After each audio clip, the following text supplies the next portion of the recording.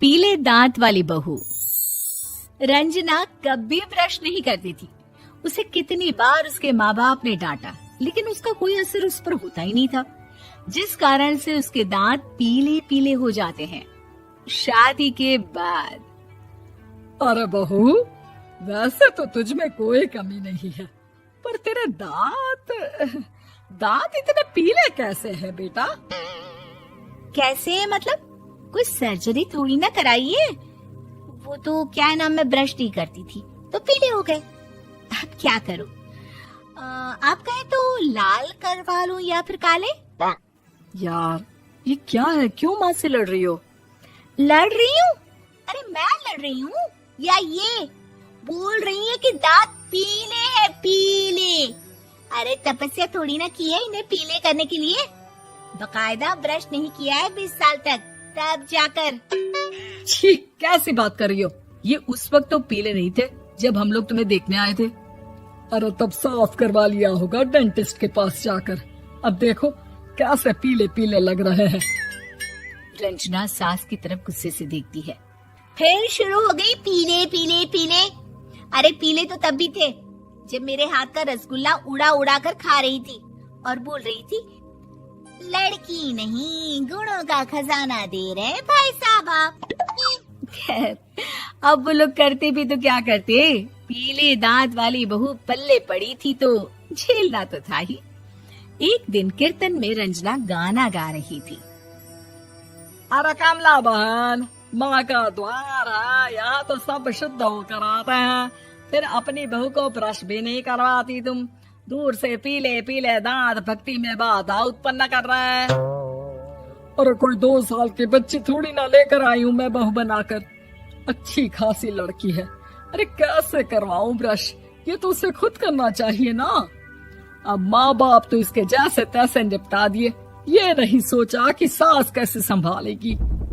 सास बहू को लेकर घर आ जाती है, लेकिन सोच लेती है कि अब इसे लेकर कहीं नहीं जाएगी।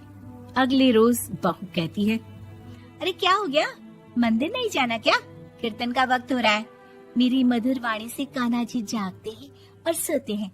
आप तो जानती है ना उनकी भक्ति में कितना मन लगता है मेरा। वो क्या है ना, तबीयत ठीक नहीं लग रही है मेरी, आराम करूंगी मैं। तबीयत ठीक नहीं लग रही? अभी तो मिथुन के गाने पर नाच रही थी आप, और अब बोल रही है कि तबीयत ठीक नहीं लग रही। अरे भक्ति में मन लगा लो सासू माँ, ऊपर जाना है, क्या मुंह दिखाओगी आप? हाँ? सास को बहू की बात पर गुस्सा आ जाता है। मैं क्या मुंह दिखाऊंगी, इसकी चिंता तो ना कर, समझी? अपने मुंह की चिंता कर, जो ये पीले पीले दांत लेकर हर जगह पहुंच जाती है। पता है लोग कितना मजाक बनाते हैं। ना जी ना, मैं नहीं जाना कहीं तेरे साथ। तो ये बात है, कोई ना, मत जाओ, मैं अपने कमरे में ही बैठकर भक्ति कर लूंगी। ऊपर वाला दांत थोड़ी ना देखता है, मन देखता है, भावना देखता है। और अरे बस बस, तू सब कुछ दिखा, बस ये सफेद चमकदार दांत ना दिखाना किसी को, है? जा यहाँ से। बहू को सास की बात का कोई फर्क नहीं पड़ता, वो तो जैसी थी वैसी ही रह जाती है। सुबह नहाकर किचन में खाना बनाना, फिर खाना खाना, कीर्तन भजन करना और सो जाना। एक दिन, माँ जी मैं सहेली के घर जा रही हूँ, शाम को लेट आऊंगी। हाँ हाँ, तो जाना, मैंने कौन सा तेरी आरती करनी है घर पर बैठकर। रंजना सहेली के घर जाती है, जहाँ वो पार्टी में जाने की तैयारी कर रही होती है। अरे शिखा, कहाँ जाने की तैयारी कर रही है? मैं गलत वक्त पर आ गई क्या? अरे नहीं यार, उल्टा सही वक्त पर आ गया। मैंने ये साड़ी और ज्वेलरी निकाली है यार, शाम को इनके ऑफिस की एक पार्टी में जाना है। बताना कैसा लग रहा है ये सब? नहीं यार, इस ड्रेस के साथ तो वो वाली ज्वेलरी अच्छी लगेगी। हाँ हाँ सही बोल रही है, मैंने ध्यान ही नहीं दिया। वैसे तो हमेशा से मस्त फैशन सेंस रखती है। तो बड़ा जाती होगी ना पति के साथ पार्टी में। रंजना कुछ नहीं बोलती, बस सोचती है कि यार काश ये बात सही हो जाती, पर मैं क्यों नहीं जाती पार्टी में? क्या इन लोगों की कोई पार्टी होती नहीं होगी? रंजना घर आती है और रात में पति से सवाल करती है, एक बात बताइए, आप मुझे किसी पार्टी में क्यों नहीं ले जाते? क्या आपके यहाँ ऑफिस में पार्टी नहीं होती? पति बेचारा क्या कहता कि दांत पीले हैं तुम्हारे इसलिए।